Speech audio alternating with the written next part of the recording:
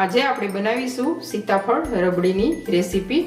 શિયાળાની શરૂઆતમાં સીતાફળ ખૂબ જ સારા એવા આવતા હોય છે અને આ સીતાફળ રબડી ખાવામાં ખૂબ જ ટેસ્ટી લાગે છે। લગ્ન પ્રસંગમાં સીતાફળ રબડી આપણે ખાતા હોઈએ છીએ અને જ્યારે કોઈ પણ તહેવાર હોય અથવા આપણી ઘરે કોઈ પણ ગેસ્ટ આવવાનો હોય ત્યારે આપણે આ સીતાફળ રબડી મીઠાઈવાળાની દુકાન પરથી લાવતા હોઈએ છીએ, પણ ઘરે આ સીતાફળ રબડી ખૂબ જ આસાનીથી તૈયાર થઈ જાય છે। તો ચાલો જોઈ લઈએ કેવી રીતે બને છે આ સીતાફળ રબડી। સીતાફળ રબડી બનાવવા માટે મેં અહીં એક નોનસ્ટિક પેન લીધેલું છે, તેમાં આપણે 1 લીટર જેટલું ફૂલ ફેટ દૂધ એડ કરીશું।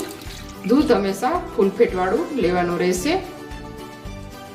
ગેસની ફ્લેમ મીડિયમ રાખી અને સતત આ દૂધને ચલાવતા રહીશું જ્યાં સુધી અહીં આપણું દૂધ અડધું થઈ ન જાય ત્યાં સુધી આપણે તેને ઉકાળી લેવાનું રહેશે। અહીં આ દૂધ આપણું ઉકળવા લાગ્યું છે, આ રીતે દૂધને સતત ચલાવતા રહેવાનું રહેશે।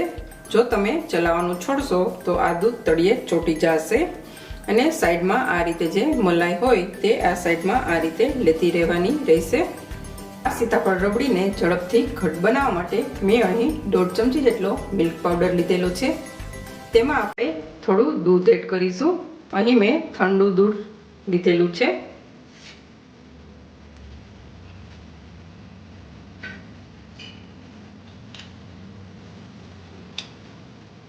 આ રીતે મિલ્ક પાવડર એડ કરવાથી આ દૂધ આપણું ઝડપથી ઘટ તૈયાર થઈ જશે। તમારી પાસે જો દૂધ બાળવાનો સમય ન હોય તો આ રીતે મિલ્ક પાવડર એડ કરી દેવો। મિલ્ક પાવડર વાળું દૂધ એડ કરીશું। હાફ કપ જેટલી અહીં આપણે ખાંડ એડ કરીશું। સીતાફળમાં પણ ખૂબ મીઠાશ રહેલી હોય છે, તો તમે તમારા ટેસ્ટ પ્રમાણે ખાંડ વધારે કે ઓછી લઈ શકો છો। અહીં આપણું દૂધ ઉકળીને અડધું થવા આવ્યું છે અને ઘટ પણ થઈ ગયું છે। આ સ્ટેજ ઉપર અહીં આપણે સીતાફળનો પલ્પ એડ કરીશું। ગેસની ફ્લેમ મીડિયમ જ રાખવાની રહેશે। સીતાફળનો 1 કપ જેટલો પલ્પ લીધેલો છે, તે થોડો થોડો એડ કરતા જઈશું। ઝડપથી સીતાફળનો પલ્પ કેવી રીતે કાઢવો તેની રેસીપી ચેનલ પર આપેલી છે, તમે જોઈ શકો છો।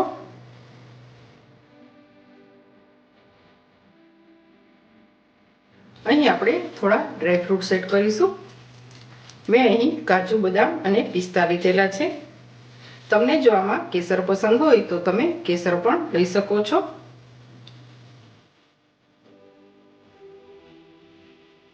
અહીં આપણી આ સીતાફળ રબડી બનીને એકદમ સરસ તૈયાર થઈ ગઈ છે।